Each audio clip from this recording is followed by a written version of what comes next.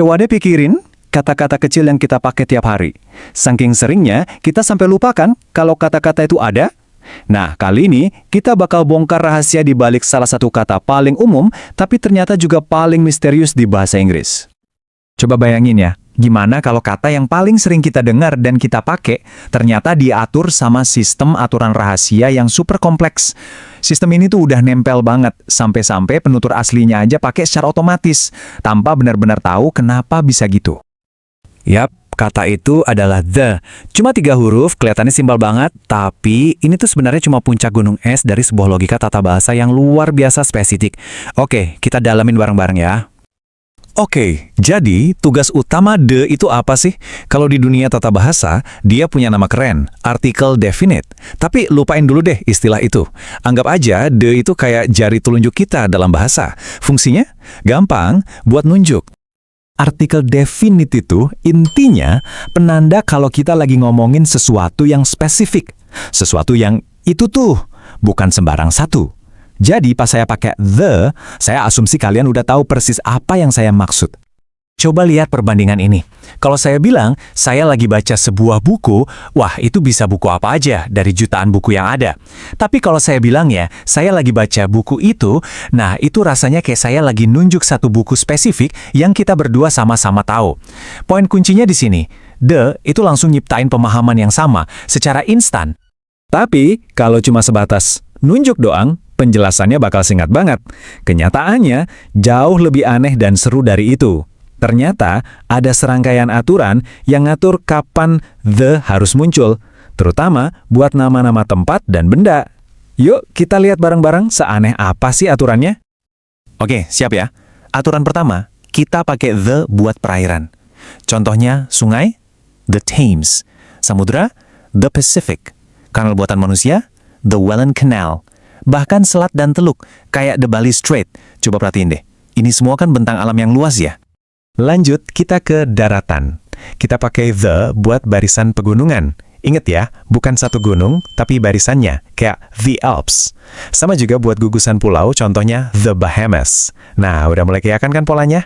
Kuncinya ada di kumpulan. Sekarang kita pindah ke bangunan. Hotel-hotel terkenal, kita bilangnya The Hilton. Museum-museum penting, The British Museum. Bahkan restoran spesifik kayak The Handayani Restaurant juga dapat perlakuan the. Aturannya makin spesifik lagi nih, kapal-kapal legendaris, The Queen Elizabeth. Negara yang namanya jama atau bentuknya kumpulan, The Netherlands. Kitab suci, The Quran dan The Bible. Nah loh, apa coba bersamaannya semua ini? Jawabannya ada di logika rahasianya. Nah, disinilah semuanya jadi masuk akal. Lihat deh kontrasnya.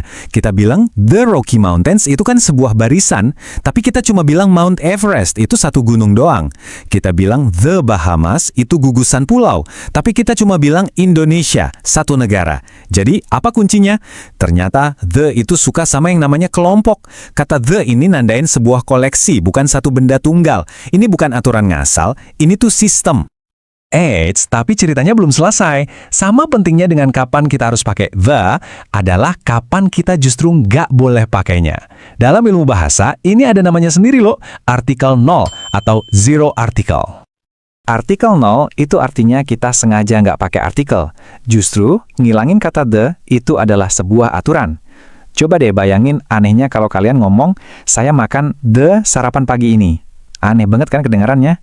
Nah, itu dia kekuatan artikel null lagi bekerja. Jadi, kita nggak pakai the buat nama-nama waktu makan, kayak breakfast atau lunch. Kita juga nggak pakai buat nama bahasa, misalnya English. Permainan juga sama, kayak tenis. Dan yang paling penting nih, kita nggak pakai the buat konsep-konsep yang umum dan abstrak. Contohnya sunshine atau health. Oke, jadi setelah semua aturan aneh ini, pertanyaannya, kenapa kita harus peduli? Kenapa sih kata sekecil ini penting banget? Jawabannya, ada di fungsi paling dasar dari komunikasi itu sendiri. Intinya gini, the itu kayak alat buat presisi. Dia itu jembatan bahasa antara dua pikiran, sebuah sinyal pendek yang seolah-olah bilang, kita ngomongin hal yang sama ya. Tanpa the, obrolan kita bakal jadi lambat banget dan isinya klarifikasi terus, kan bosen.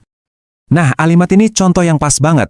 Coba perhatiin deh, gimana the dipakai di sini. Ini bukan ngomongin sembarang bahasa Inggris, tapi bahasa Inggris yang diucapin di Amerika. Kata the di sini tugasnya buat ngebatasin dan ngedefinisiin sebuah konsep yang abstrak biar jadi super spesifik dan jelas. Jadi, pada akhirnya, the dan semua aturan rumitnya itu bukan cuma detail grammar yang bikin bosen. Mereka itu fondasinya, arsitektur nggak kelihatan yang jadi penopang komunikasi kita. Buat mastiin apa yang ada di kepala kita bisa pindah ke kepala orang lain dengan jernih tanpa miskomunikasi. Ini kan jadi bikin kita mikir ya.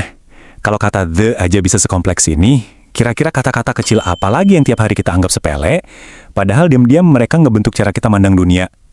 Mungkin aja, kekuatan terbesar dalam bahasa itu justru ngumpet di tempat-tempat yang paling nggak kita sangka.